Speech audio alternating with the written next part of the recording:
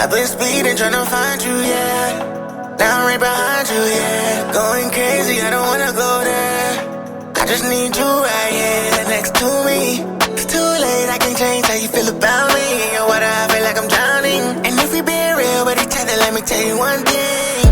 Baby, truthfully, I don't wanna lie to you, but it's still new to me.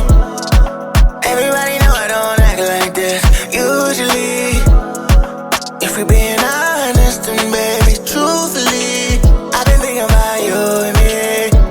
It's too late. The deed's already done. I'ma wait for you to come. New way. I'm like a foot in the shit. You know you're not the one. Tell me what you need. I swear you. The choice is on you. You heard what they said about me. Everything is all true. Top down, your head blowing in the wind. Made me wanna go faster, yeah. I can read your mind, now you don't gotta pretend. It's a beautiful disaster, yeah. We at the right place at the wrong time. You could be the one that I call mine. Now you got me in the fast lane, speed racing, doing 105. I've been speeding, trying to find you, yeah. Now I'm right behind you, yeah. Going crazy, I don't wanna go there. I just need you right here next to me. It's too late, I can't change how you feel about me. In your water, I feel like I'm drowning. And if we being real, but it's time to let me tell you one thing. Baby, truthfully, I don't wanna lie to you, but it's still new to me. Everybody know I don't act like this usually. If we being honest, then baby, truthfully, I've been thinking about you and me.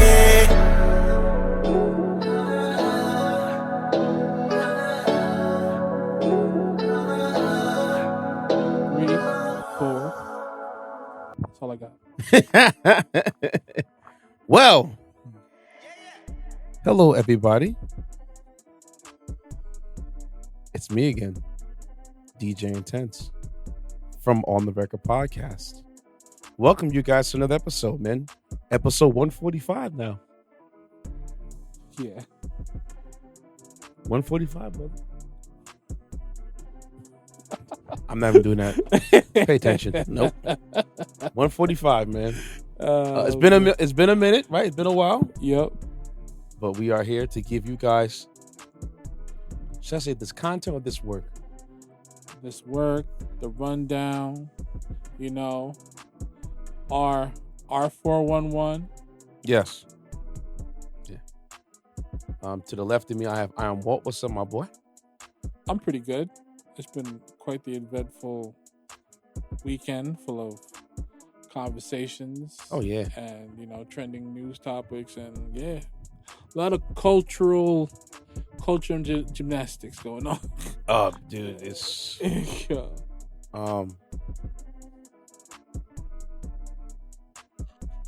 A lot has happened in 2 weeks. Yep. Let's first give our condolences. Can we do that? And we'll explain absolutely the key details. Rest in peace, Vontae Davis. Yeah. He was an NFL cornerback, defensive back, you would call it nowadays. He played for the Bills, the Colts, played around. He was famous or infamous for retiring halftime during the game. That sounds like some Antonio Brown stuff. It wasn't Antonio Brown-esque, how AB did it. Yeah. I believe for Davis, every athlete has a moment when they play their set sport where, let's say they go for play. Yes. And they try to hit the gas. Yep. But they just can't get there. He had one of those moments. Oh, so he realized mid-game that it was over. It was over. Like, he slowed down. He slowed down a yard. His ability. It wasn't slow down a yard. He was because they had a high pitched voice. So he's like, he gets on the field. I think they told the story in halftime. The guys and Vontae Davis goes, "Hey man, listen man, I ain't got it today, brother." And they said, Coach says, Vontae, don't worry about, next play. No, you don't get it. I ain't got it, man. I just can't. I can't. Oh, wow. I can't take the angle. I can't get it. Nah. I think I'm done. And they're like, what? Yeah, man, I think I'm done, man. And they said that when he saw him take off his tape, I'll put the clip as a snippet. Yeah. They saw him take off his tape because, he had his, when athletes take off their tape, take off the sleeve, take off their elbow pads, and this, that, and the third. Oh, he meant business. He was done. That's a real thing.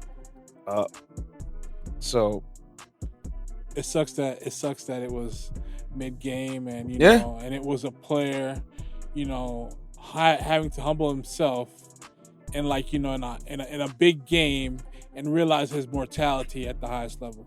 Because I remember, Unc was talking about when he no longer cared to watch film and go to practice and stuff like that. And then he saw how much he declined in terms of where he needs to get from point A to point B. Yeah. He knew it was over. But to do that mid-game, that type of emotions has to be overwhelming.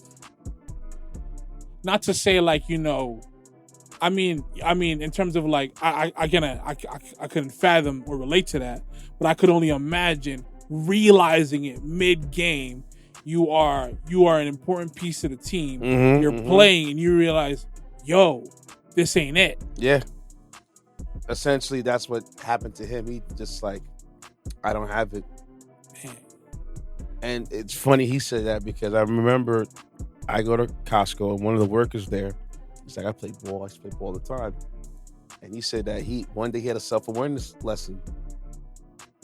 He went for a defensive assignment and actually went to the spot. Mm-hmm. And he said, bro, I've just hit the gas. I couldn't get there fast enough. He's like, yeah, it's done. Yo, no. It's yo. He said, that was the last time I played ball. Bro, he goes to the chiropractor, and the chiropractor's like, no, if you want to play basketball, you can do this. We play this right here. He said, nah, for what? I'm done. No, it's a real thing. I remember I was watching Diary of a CEO. The guy Steve Bartlett. Shout out to him. He covers a lot of different interesting people. Mm-hmm. One of the guys he covered that's one of my favorite players ever, Thierry Henry. They got to the point in the conversation. It was a long conversation where he said, he's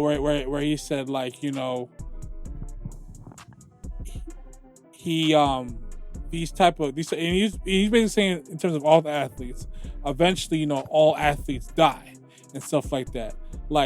He doesn't really play soccer the way he used to, or European football, because he's just I can't play at that level. Yeah. Every now and then he'll have a pickup game for charity and all this other stuff, but it's not freaking. Now he's more of a pundit, talks about the game, wants to get in management, but he's just I'm not here doing pickup games. There was a certain level I was accustomed to playing to, and if I can't play at that level, I don't want any part of it. I get it. It's self-awareness. Yeah, That's why when I look at, the Tom Brady's, the LeBron James, the Peyton Mannings, they hit a wall. Yeah. And now you're not relying on your athleticism, you're relying on the mental game. Yeah. But eventually, the mental and the body can't go any further. No. You reach this peak. They're no longer on the same page. The language is different. You've pulled all the resources you can get out of you now. Yeah. It's okay, time to go home. Yeah. And it's just and there's nothing wrong with that. Time to go. It's nothing wrong with that at all. No, it's a humbling experience because my thing is just those type of players play for the joy of the game and because they're really good at it. But it gets to a certain point, if I can't play at that level anymore, I'm not really pressed to, And I can't blame it. When you've been doing something like that your whole life and you've sacrificed so much time, friends, family, all this other stuff to get to that point, and then you finally hit that wall, but then you realize this is self-realization. This ain't a coach. This ain't your people telling you. This is you realizing it's not a go anymore. It's a real thing, bro. So that's how Vontae Davis retired midway in the game. Mm-hmm. He said, I'm done, man. Just saying that. Listen to the clip. And he said, Shady, I'm out there, Shady, and Shady, you Shady McCoy. You can't call the dime. it's time to go. It's a young man's game. Yeah. That's how he talk. Hey, my dog Vontae said, nah, man. Hey, well, he told me on the side, we came like a 3-and-out. He had just made like a big stop on third down. He had put his fist up, got the crowd pumping, everything. So we got to the sideline. You know what I mean? Offense going. So we about to punt. Coach was like, y'all get ready. He was like, yeah, I'm done, young boy. I was like, hold on. He was like, yeah, this my last go round. So I looked to him. I was like, what you mean? Like, this gonna be your last year? He was like, nah, this gonna be my last game. I'm done, man. He said, that boy, Vontae said, I'm done, young Trey, man. Y'all boys got this is young man's game, man. I just ain't got it no more. Yo, man. hey, I'm thinking the whole time, like, why go through OTAs and camp if you gonna do this? Yo, I heard he told Coach, he said, yeah, I'm done, man. I'm done. Coach said, wait, all right, you done this series? All right, just come in next year. He said, nah, Coach. I'm done. I mean, I'm finished. Hey, look, my dog started taking his tape off. You know he wore the wrist tape off. Oh, yeah. Right. He take it off. He took it off. He started taking it off. You hear it. Mm-hmm. He said what he said. Yeah. Okay, so. Because when you said it, usually I think, when I see those type of situations, depending if this player was injury prone or if, like, certain organizations, as I've told you in the past that I have issues with it, like, stiffing players out of their incentives. Yeah. I have an unpopular opinion today. Yep. I'm a address that what you just said. Okay, perfect. Can't wait to so hear yeah, it. that's the first one. So rest in peace, Vontae Davis. Mm-hmm. Do you know what he passed over and how old was he? Or it's not disclosed. He was yet? young. He was like in his 30s. Wow. And it was I believe the police came by for a wellness check, and they got into the house, and he was found. I think they say he found him in this workout room or whatever room in the house he was unresponsive. Man. And it's the second time you heard a player die at a very young age. That was a former player. First, you had the Demaryius Thomas. He was a Broncos wide receiver. Mm-hmm. I believe he was going through a health scare for a little bit, and he was found in his house unresponsive. That's scary. And now Vontae Davis, second player. So this is the. You wait to my unpopular opinion. Mm-hmm. So next we had one of the members of Organized Noise, Rico Wade. Rico Wade. He passed away this weekend. Dungeon family. There's no Outkast without these guys. No.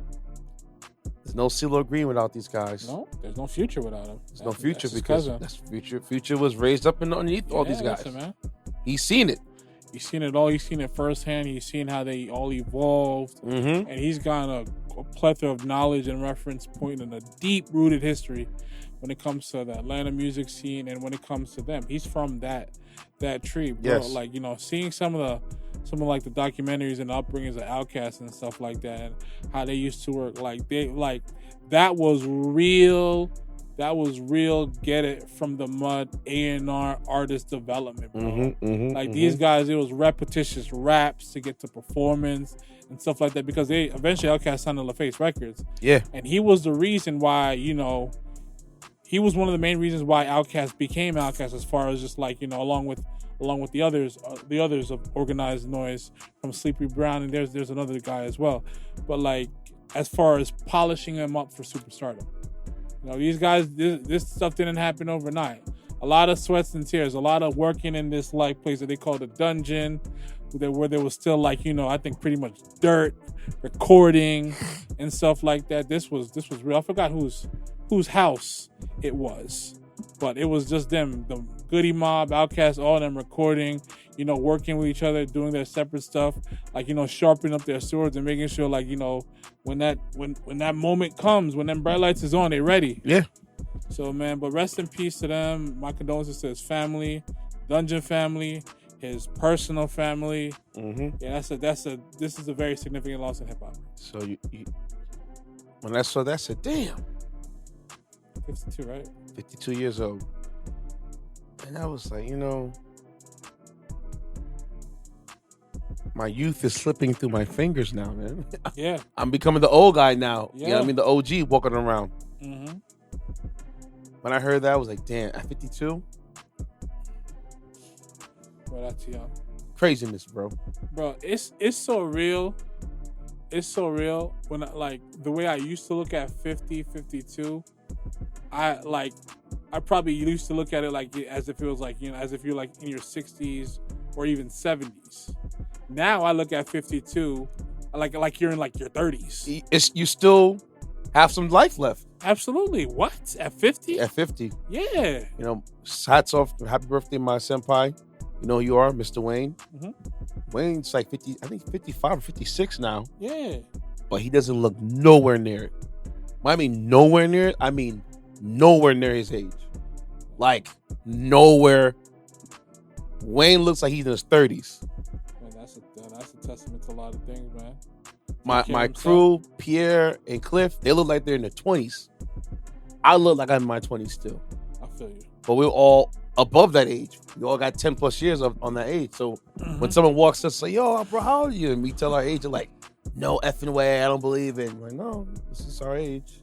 I feel you. We kind of avoid the nonsense, but this is our age. Yeah, I got a little gut on my stomach, but this is my. I just told you my age, bro. I ain't gotta lie to you. No. It's what it is. We're growing out here. We're grown. That happened on. I think he died on Saturday. Vontae Davis died 2 weeks ago. I think 2 weeks ago, a week ago. No, it's been like 2 weeks ago. Mm-hmm. We haven't recorded in a while. Yeah.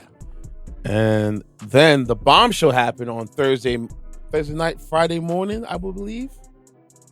Right? OJ Simpson? No. I'm sorry. Mr. Cee's. Yeah, Mister Cee. Mr. Cee. No, yeah. Sorry. I think Mr. Cee was like on a Monday, Tuesday. Yeah. Yeah. So rest in peace to Mr. Cee. Rest in peace, Mr. Cee. If you guys don't know who Mr. Cee is, globally, he was an executive producer on Big Daddy Kane's album. He was Big Daddy Kane's DJ. He also helped Biggie, find his way and get where he had to get to and stuff like that. Yep. So he helped discover Biggie, put Biggie to the world, helped Biggie cut these demos and stuff like that nature. Yep. And one of your favorite interviews here with DJ Shy, he was indirectly one of Shy's teachers. Yeah. Mr. Cee had a heavy influence on a lot of the young radio DJs you hear now. They came up through, I guess you could say, Mr. Cee's boot camp. You know what I'm saying? So Mr. Cee was a very, very influential part in hip hop, and not just with artistry, but it's in the tri-state period. I agree. You can say Mr. Cee helped influence me because I was like, man, I used to hear this dude be rocking like this dude mic game is crazy, but he will set his setup. His set was set up so he can make things flow, and I'm like, man, bro, this dude sees this. To me, I have a group of favorite DJs, and there's no order. There's DJ Craze. There's DJ Jazzy Jeff. Yep. DJ Nuff. Yeah. DJ Camelo. Mm-hmm. DJ Mister Cee's. Yep. DJ Cram, aka Velo Sikkim, and DJ Shy. Cram, Shy City. Those are my 7 top that I love. And I'm not saying like each one's no. I love them all because I take aspects of what they've done musically or what they've done and applied it to myself. So hearing Mr. Cee's passing away was like, damn, bro. And at 57 too, it's like, damn, bro. No, that's tough. And my biggest thing is when you hear about these prominent figures in hip hop, it's not always the rapper, it's not always the producer, but the DJ is essential to all aspects of the culture. And Mr. Cee was very essential to the aspect of the culture. Like look at some of the most influential figures you name. executive produced Big Daddy Kane's album, who's one of the greatest MCs ever. Yes. And and then he brought up another. He had a hand in another promising all-time great MC and Biggie. Yeah. Both dudes from Brooklyn and everything. And then you naming off like your favorite DJs and him being one of them, and you take different aspects of what among your favorite DJs like. That to me, that's what it's all about. Not to mention he was a member of the Juice Crew, and was that crew had Roxanne Shante, Cool G Rap. You got a lot of guys in that that whole MC Shan, Biz Marquee, Master Ace, Cool G Rap, Craig G. A lot of guys in there. A lot of guys in that unit right there.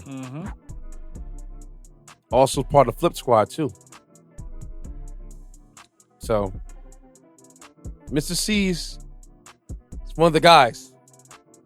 For sure. Your favorite rapper knows who Mr. Cee is. For sure. Maybe not the new guys now, but the old, the Nas's, the 50 Cents, the Jay-Z's, the cool, that era of rap. Yeah. They know who that man is. Absolutely. Listen, like don't get it twisted. It don't matter how much music has changed commercially or via radio and stuff like that. The DJ still has a hand in all of that. Yeah. From the nightclubs to the radio stations and the breaking records. This is not, that legacy is going to continue. Yeah. And I would say his influence is right up there with like, the Nuja Besses of the world, DJ AM who died many years ago. So it's important. Also, I did forget he has an associate executive producer credit on Biggie Smalls' Ready to Die album as well. So it's a big deal. Cee's. He was outside. He was out here. He was out here when when this thing that we all love and embrace in different aspects was considered a fad. Yeah. Like, this wasn't like you're talking about like a hip hop encyclopedia. Like these are important people who deserve their flowers, their roses, and like their respect, and their contributions to the culture should be acknowledged. Yeah. So hearing him passing away was like, damn, bro. And I used to love the one thing I loved about Mister Cee, his show. He had the Hot 97 at noon. The throwbacks at noon. You in the morning time you would hear the current stuff cool, but that throwback at noon was a magical masterpiece, bro. That's what's up. Watching that show operate was just magical, bro. I would have loved to see him be on Power 105 at noon, on the throwback at noon show. But he had the block. I think it was 97.9 or 93.7. What? Man, you can maybe look it up. But he actually had the block, and he was still doing his thing at noon. Some of his mixes are still online, i.e., not SoundCloud. No, I think it was on SoundCloud, but he put it in Mixcloud and he put it on live. Different websites to still hear his mixes, but it's one of the GOATs, bro.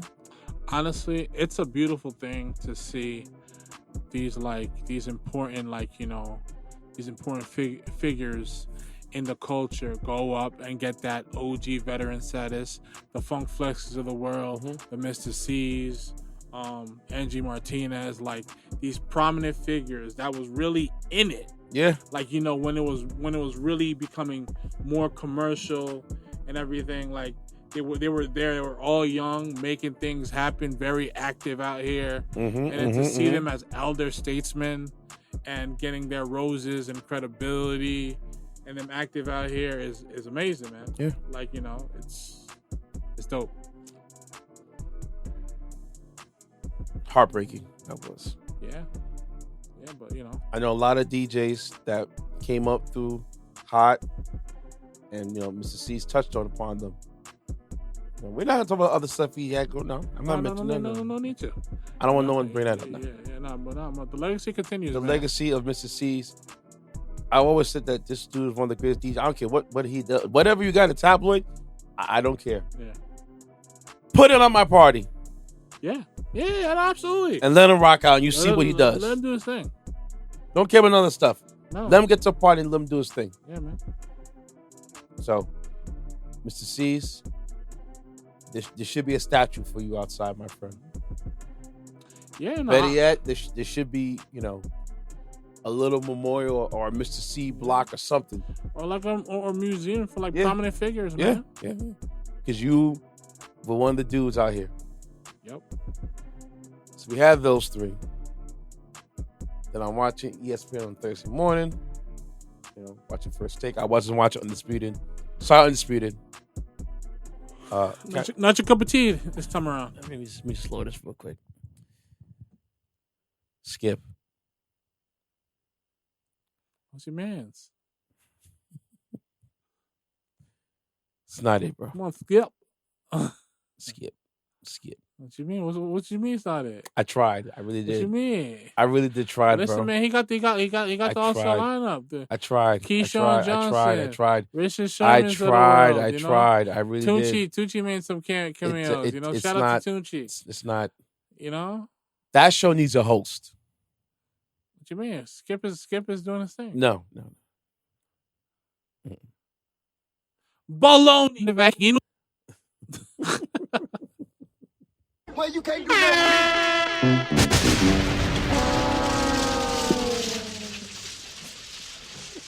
Put your glasses back on. Once that thing happened with Shannon Sharp, I was like, "Bro, what you doing?"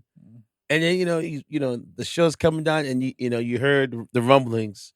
The bloggers. Oh, this might be his last. No way! Are you kidding me? Listen, There's liquid gold right here between the two of these guys. Listen, between me and you don't have to say yes or no. You could unsubscribe, turn off your notifications, and then turn them on because I know you already subscribed to Nightcap. I know you already subscribed to Nightcap. Yeah. So it's like I'm like, bro, and then wait, he's leaving? Are you kidding me? No, why? For what? And that show was done. They were off for like 3 months, 2 months, because it was the NBA Finals, right? They're about to really be off. Stop. Stop. Well, you can't do that with me. Shoot, the math ain't mathing that over there. FS1. Yeah. And they said they're gonna come back with Undisputed, and I was like, okay, cool. And I got the lineup. I'm like, all right, cool. And I'm watching the first episode. I'm like, okay, it's a bunch of guys yelling, but it's cool, they're gonna make it work. And then they just, oh god. And then he was just like, man, what'd be fun right now? Let's go watch paint dry. It's painful, bro. It is painful watching that, bro. What you mean? Skip's your man, bro. Skip. You Skip ain't it, bro. He's not it, bro. You just gotta. It's kind of like they try to copy what ESPN did. He's become Buzz Skippington.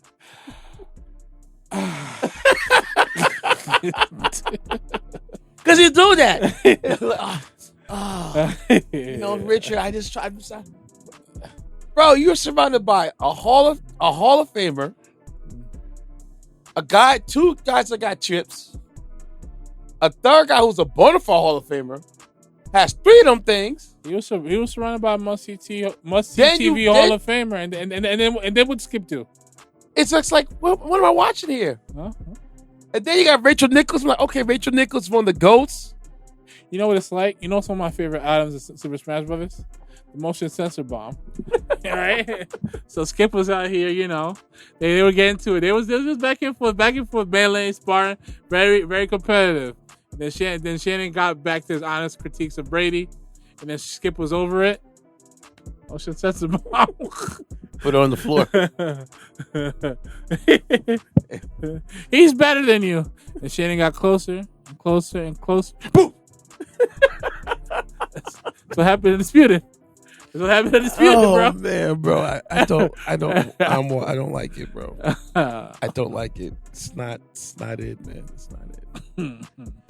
Oh, man. It's painful watching that. Bro. It's like, what am I watching? It's like a car wreck that just never ending. He just keeps talking, and just making these crazy points. And then remember the show Code Lyoko? Yeah. Return to the past now. Yeah. And then now he wants to be a LeBron type of pop. Like, well, no. What are you doing here, bro? He doesn't know who he is anymore. Then he had a take, bro, tonight. Patrick Mahomes literally just won the Super Bowl. Not even a week later, what'd you say? Oh, Joe Burrow's better than him. Bro, why are you surprised at that? Right after LeBron won the first chip against OKC, he still was criticizing him. My bad. He still was criticizing him after he had a great series. He still criticized him after he went back to back and had great series in the last two games of the Game 6 and Game 7, including the overtime performance. So why are we surprised at that? That's not surprising. I'm like, Skip. He didn't even play a season last year. Joe Burrow in his NFL career has only played one complete season. He's always getting hurt. He's going to be like on Wall, and I don't want it for this man. And then we're going to get back to the topic at hand. He going to F-ron be like Andrew Luck. His line is that bad? It's not the line. It's just that he just gets nicked up all the time. No, he can't keep getting nicked up and deal with Yes! a bad line. Because if that's happening, he's going to really retire early. Bro, he apparently had a wrist issue during the season. Mm-hmm. And the man went for just a pump fake. Mm-hmm. And he just went for pump fake and threw the ball, and he just and then like ruptured ligament in throwing hand. What? Dang. First he popped his calf. Had to sit off a couple of games for that one. Mm-hmm. In the practice, he popped his calf. Then you have a messed up ligament in your hand. And then his rookie season, he tore his ACL. Side note, I hope all you athletes have private doctors. That's all I'm saying. I'm just saying. And he wanted to come back for his team. Like, bro, I've yet to see you play a regular preseason. I understand that, but Skip already told you the best quarterback in the NFL is.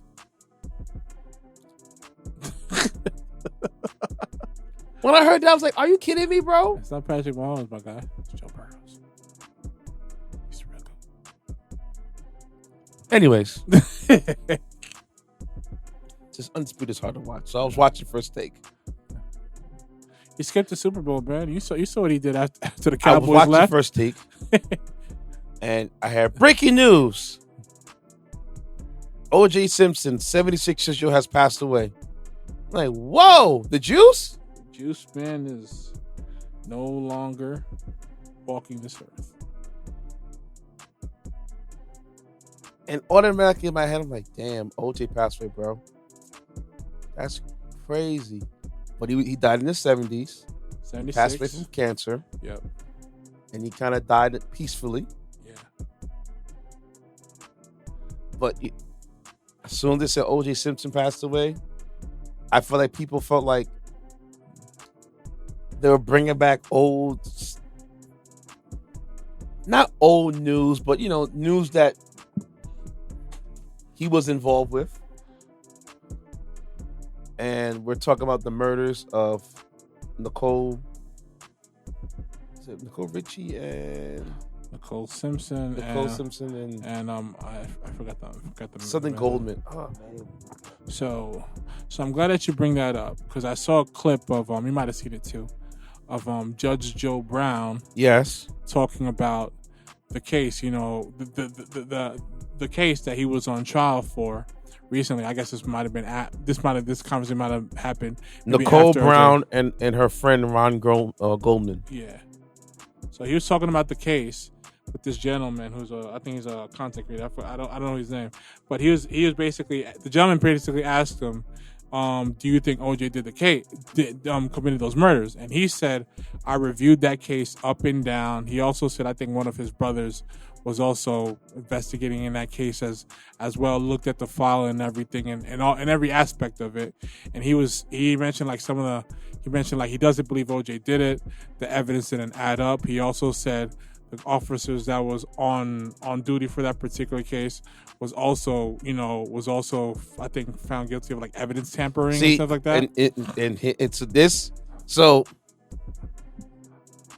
continue. I'm sorry. It was a lot. I want to see if I can find the clip because I do want people to hear this because this is important. He also mentioned how Nancy Grace was really pivotal in swaying the perception and narrative and imagery of that case with a lot of falsified information. See, that painted OJ in a certain light in regard to that particular investigation. So we'll play as a clip Mm-hmm. in the show. Yeah. Did O.J. Simpson get away with murder? No, I looked at all the evidence they had and talked to the experts. They never should have brought the charge against him. And 4 of the chief detectives that were involved in that OJ case wound up doing time in California for planting evidence. And as a matter of fact, if you saw the entire trial, there are several instances where evidence was planted and it's recorded on tape. The main reason the American public thinks she got away with something is because there was a sleaze known as Nancy Grace who's still around, and that was her first reporting thing. And she hyped that and put a lot of falsity out there, and the American public believed it because that was the only person they were hearing. I saw the entirety of the evidence. Nicole and Rod Goldman got their throats slit from ear to ear, their tongues pulled out of the slit with a pair of pliers. The fatal injury was a stab by a left-handed person. OJ was right-handed. What? It went in and it did that damage. There were no peripheral strikes. The footprints and the blood showed that somebody with a size 9 shoe, 9.5 shoe, and somebody with a size 9 and somebody with a 10.5 were there on the scene and did it. One of my late brothers actually was the expert the state was going to call until he refuted it. The glove man I know personally, the name is Richard Zuckerwar. He took a tracing of everybody's hand. It was a size large glove that fit Furman. And OJ had a 2XL, which was way too big. Johnny Cochran knew that. So if it does not fit, you must acquit. And you can see Furman actually plant the bloody socks on a video that the jury saw that Nancy Grace refused to talk about. The DNA evidence that condemned them, she said, if you saw what went on, and I recorded all of it and looked at it, the experts said, this doesn't exclude 96,000 people in the LA area, and the person that donated this is from the Northeast Mediterranean or from Sicily. But we hear now. That OJ case was pivotal for the black community because of what the LAPD department and the LA judicial system was doing to black men. Mm-hmm. Nasty work. Yes. Evidence tampering. These some black men were confessing the crimes they didn't do. Mm-hmm. The Rodney King beatings, the LA riots. Yeah. The Batarams, all that stuff. All that stuff going on. Yeah. If you've seen Snowfall, that ain't no false what's going on. Of them putting crack cocaine in the streets. The CIA. So you have mistreatment of black people. Gotta watch that show. Going around in the city like it was. Yep. Multiple black men being sent to prison for crimes they didn't commit. Central Park 5. Okay. Now you got O.J. Simpson on trial. Yeah. One of the things Judge Joe Brown did highlight in that clip that I saw is when he highlighted how the murders took place and like the injuries and stuff like that. One of the things he said like the slashing of the throat and all that stuff was done by a person that was left-handed. I think he said the murders were left-handed. I think he said OJ was right-handed. And then he also brought up the glove and the size of the glove, and that goes back to the line, because the size if it don't fit, you must acquit. It's a fact. That was a dumb tactic for the prosecutors. Yeah. You don't take a blood-soaked glove, a leather glove, and have it soaked in blood, and have a man put it on during the trial. A lot. Like I said, a lot of it goes back to that, evidence tampering and framing it a certain way. If you have leather sitting in water or some type of moisture, it shrinks. True. So when he put the glove on, I'm like, bro, why would you have this man put his bloody glove on and not fit his hands? that part of it is true. The part where he says his shrink is true, but they also said the gloves were different sizes. Yeah, and the size of because like I said, him, one shrunk. But then evidence tampering, they put they found bloodstains in not in his car, but in his room. If the man got from his car and walked to his room, how could he not having seen his car and to be in his room? Are you kidding me? That doesn't make any sense. So the whole LA prosecutor in LA County dropped the ball for this case from jump. Evidence tampering. That's the one major flaw. You did a piss poor job as a county prosecutor prosecuting this case. So when he got off, now do I believe he did it? Part of me does believe he did it, or he knows who did it, or it was a group of things that did happen to it. Because some people say his son, some people say he had an accomplice. We don't know. We weren't there. Did he might have an inclination for who did it? Probably. The thing is, if he was trying to frame him, at least do it correctly. Yeah. But hey, he got off on a technicality because the LA County prosecutors and all the BS they were doing in the past up until that point. It's not just the LA prosecutors and the police department and all that stuff like that. And this goes back to shout out to Cameron and Mace and the whole It Is What It Is team over there. This goes back to because that was OJ's last, I think, major interview that we saw. That didn't happen not too long ago, by the way. He was basically highlighting, a lot of the hypocrisy when it comes to OJ. Because mind you, that was one of those, I think that might have been one of the first time at that particular level where you saw a black man not guilty of a very serious case. Very high-profile, serious case. I think you could argue, Snoop as well to a degree, but not to that level. But because we saw a lot of Caucasian people throughout history get away with the most egregious acts and things like that, i.e. the Emmett Till situation. Yeah. The lady that lied got to grow old and live the rest of her life. And she died peacefully recently. While the mother of that young man had an open casket to show everybody what time it was. Yes. The falsifying of the Central Park 5. That stupid boy swimmer dude that recently, a couple years ago, that violated that woman. There's certain words you can't say. Yes. He violated her. They found the man with his pants on his ankle. And people were tussling with the man to get the guy off the girl. And he got nothing. 3 months of probation. That's it. Because then his mom said he wouldn't fit. His dad said he wouldn't fit with the kind of people that was there. That's the point. That's the point. Then don't do the crime. And this is what I mean when it comes to culture and privilege and influence and resources and politics and knowing people in high positions. Yes. This is a very disturbing crime, and you allow to put someone back into society with others, and it's okay. Okay, sure, he got to register as a sex offender wherever he lives and all that stuff. But where was the redemption? Where was the sense of justice to this girl, accountability for this very disturbed man? Where is that?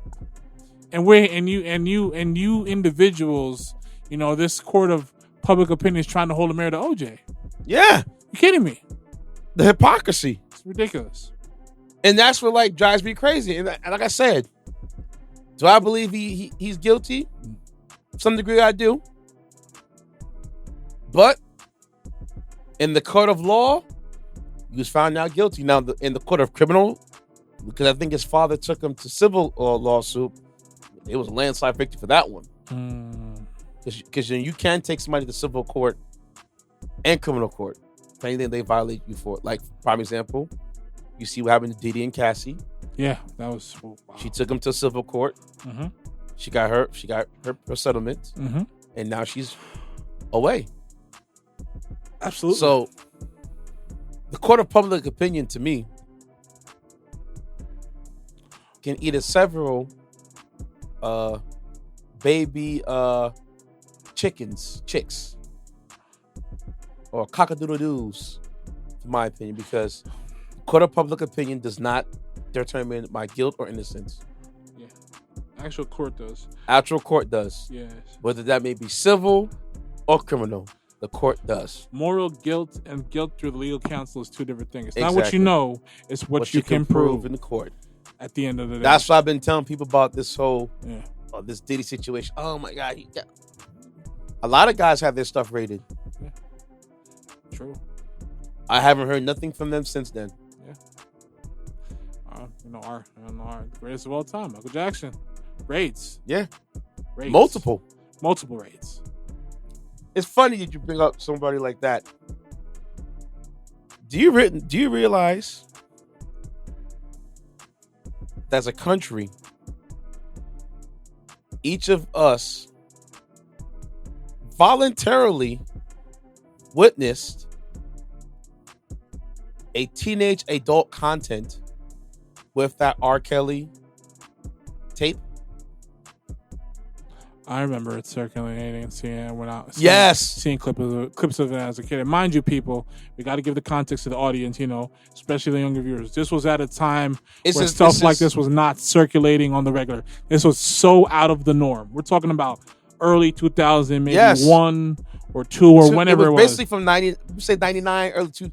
We say from 99 to about 03, 04. The internet was not the way it was. I'm talking about actual tape. Yes. Physical copy. They had it in the DVD copy, or you bought the tape. Yeah.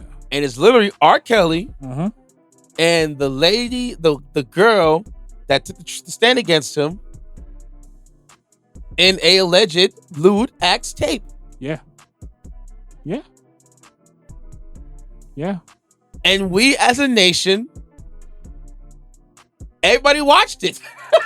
No. That is the truth. We all watched it. That is the truth. I remember specifically, I had made a copy and I was selling them in school. Yeah, that's real talk.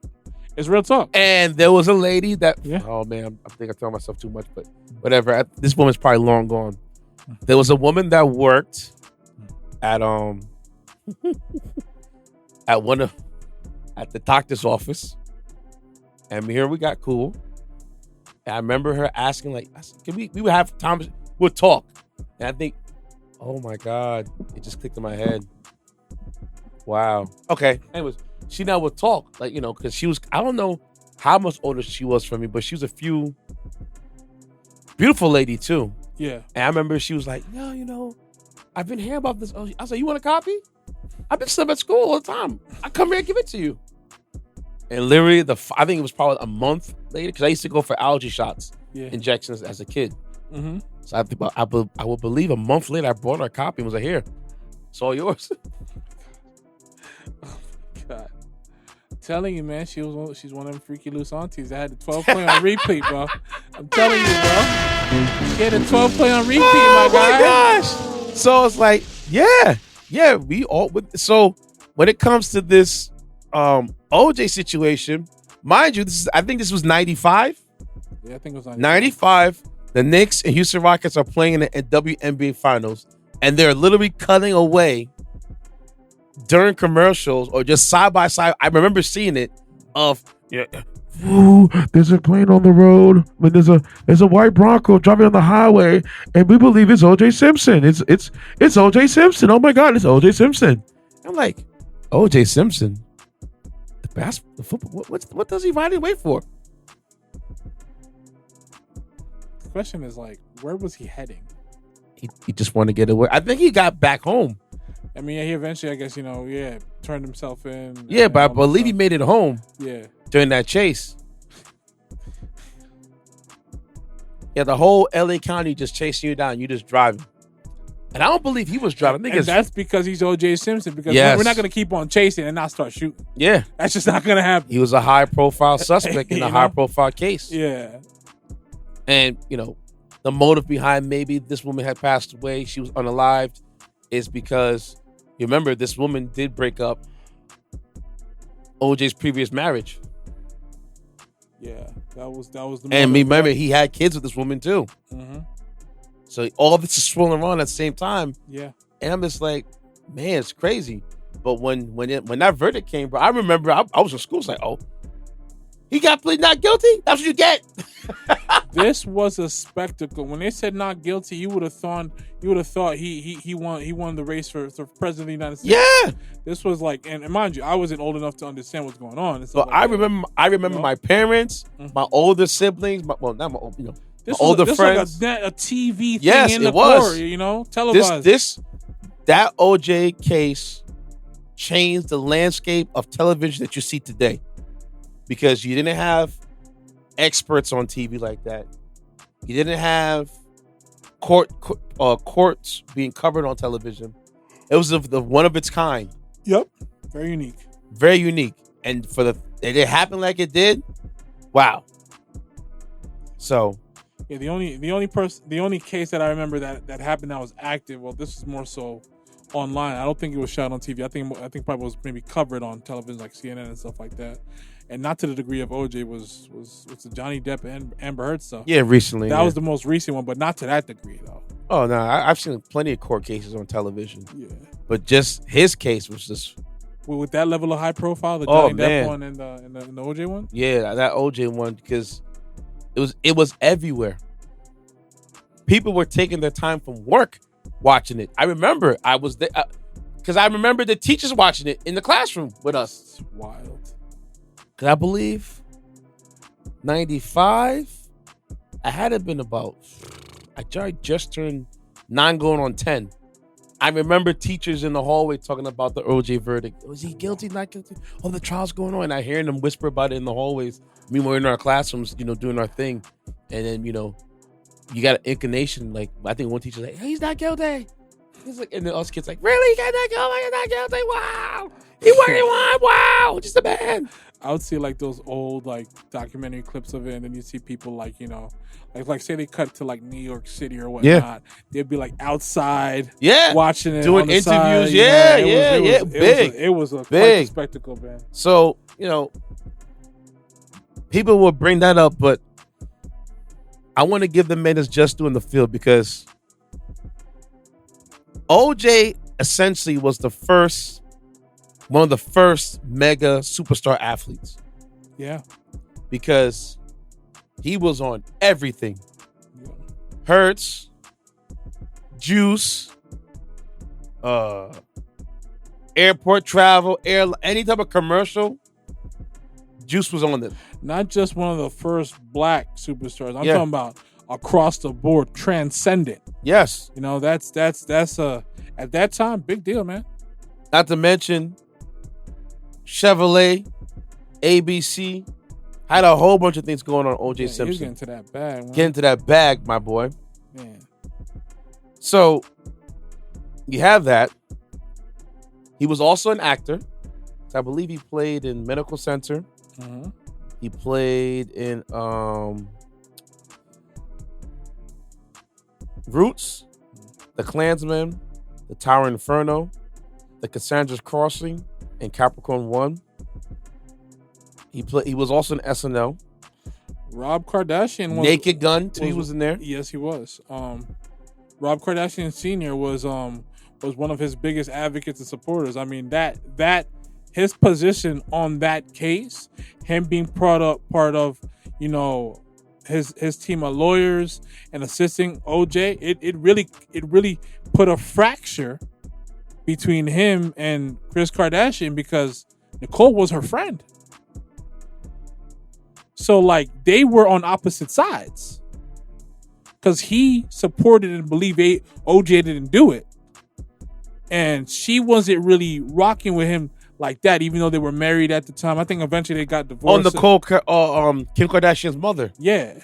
Oh, she was. I think at that time they might have already been divorced, and then Bruce was in the picture. So wait. OJ was Nicole's friend? Nicole, OJ's wife, that was, Oh, Nicole Simpson. Nicole Simpson, her and Kris were close. Ah, wow. So when he was part of OJ's counseling and all that stuff like that, because I remember watching the cover, the story behind that to a degree. I remember they talked about that part, and I think Kris talked about that that type of division and everything was, and she was there. I remember, and stuff like that. So I could only imagine what it's about. Think about it. They might have been divorced, but they were still on good terms. Mm-hmm. They have kids together. His position's there in terms of being part of the council. He believes this man didn't do it. You, that was your friend and stuff like that. That was tragically, unalived. And yeah, man, this is super, super personal, man. Ooh. Yeah, deep stuff. And you saw, you say Kris Jenner, or is it Caitlyn Jenner? Yeah, I saw what he said. # good riddance. And then the comment says you're next in line. Ms. I find it quite hilarious that you tell a man good riddance. Excuse me. After the trial that your family fed off. Mm-hmm. Yeah, it's wild. You see what I'm saying? It's wild. Just should have kept the comments to yourself, my boy. Seriously. But hey, yep. I mean, people are entitled to their own opinions. He was there as well. You lived through it. You lived through it as well. But OJ, the actor, like I said, he played in it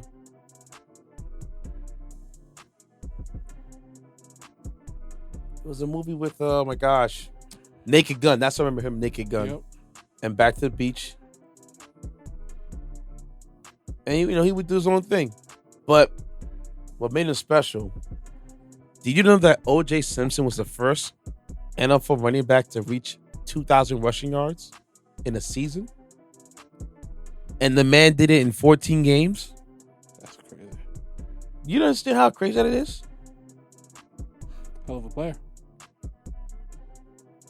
How long did he play football for? O.J. Simpson averaged 140 yards per game rushing. Minimum. Jeez. Sorry, 142. We'll say 142. Still. Yeah.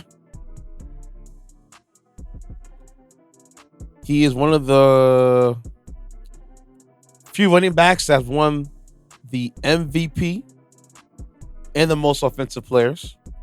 5 first-team All-Pros. 5 All-Pros. And the rushing leader and rushing touchdown leader. 72, 73, 75, 76. Oh, he was him? Yes. He was him for sure. Yeah.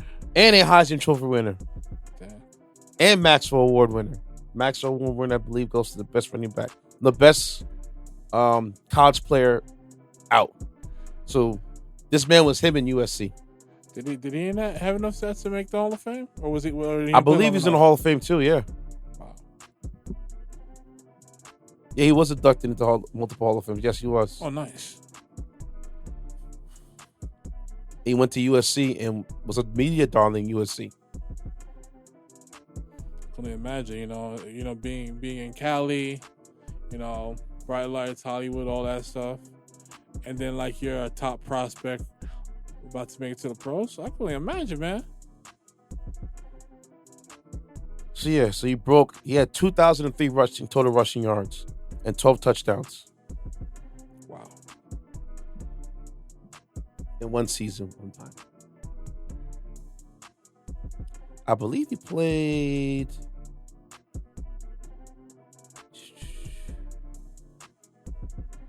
78 was his last season. So he played about 9-10 years in the league. Remember back then, your shelf life was kind of limited. These guys weren't playing as long as they were. I said that's above average. Way above average. Given the era. So for him to have 2,000 rushing yards in 14 games. Do all that in 10 years. And, just to keep that numbers up. That was just one season he had that number. But 2,000 rushing yards, you know how hard that is? So he played about 10 years worth of football, and out of the 10 years, five of them he was all pro. Yes, and that's elite level stuff. He basically averaged 1,000 yards per every season for 10 years. I believe his career statistics is 11,300, something like that. Wow. So he was active. He was really like juice was the juice. Yeah, that's a productive player, prolific period of football. And mind you, This is the era when, they're really hitting players. Yeah. Those dudes could really hit you out of a career, bro. Slap you upside the head, all kind of nonsense, defenders. So for him to do those numbers, that's impressive. Uncanny. And watch him in USC, magical moments. Man. So rest in peace, O.J. Simpson. It's a very complicated, complex story. Yep. The brightest of lights, but the darkest of dark. Absolutely. Colorful. He lived a very colorful, controversial life. Very did. Indeed he did. Okay, everybody. This is shout out to Keanu. This is his song, I Don't Wanna. Big shout out to InkLoud and Qwiss.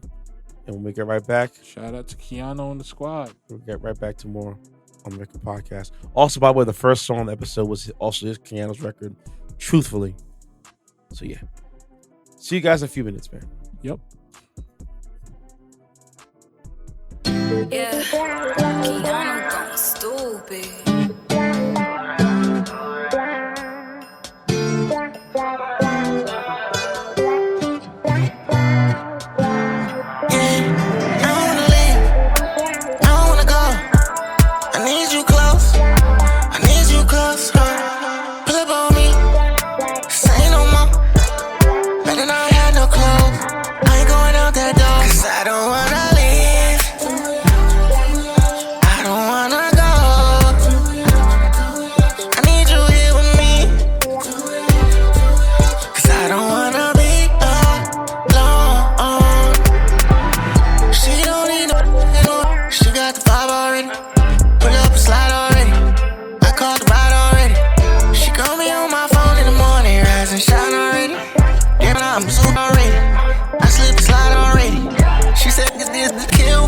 I should've died already. Yeah, you been wildin', little baby. I'm calling you, baby. I'm on you, baby.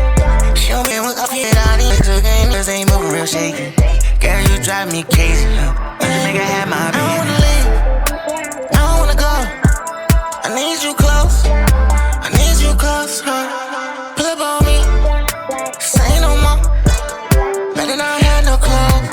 I ain't going out that door. Cause I don't wanna leave. I don't wanna go. I need you here with me. Cause I don't wanna be alone. When I set the mood for you night, she don't wanna leave me. Tonight I go fight in a backing van. Tonight designer for the night. And if you want me tonight, they pull up on me. Tonight I'm a gangster, but I need you by my side. Let a man come pick a girl up, cause you know that I need you, and you know that you need. Bad man, I'ma treat you nice. You know, man, I get money like rice. Twist and turn on girl, I'm dice. I'm a gangster, but I need you. I don't wanna leave. I don't wanna go. I need you close. I need you close. Pull up on me. Say no more. Better not have no clothes. I ain't going out that door. Cause I don't wanna leave. I don't wanna go. I need you here with me. Cause I don't wanna be alone. She love when I pull up with that good love. She know I'm the hit, she's full of it. Try to get her back, this hood love, nigga, good luck. But she know about my way, she pray I can stay, but she know I can't, she did I'm away. Don't wanna be alone, now she don't wanna go. And I can't blame her, cause she already know it's not the same with those again in a row. She can't complain, she know I got a girl at home. I don't wanna leave. I don't wanna go. I need you close. I need you close. Pull up on me. Say no more. Better not have no clothes. I ain't going out that door. Cause I don't wanna leave. I don't wanna go. I need you here with me. Cause I don't wanna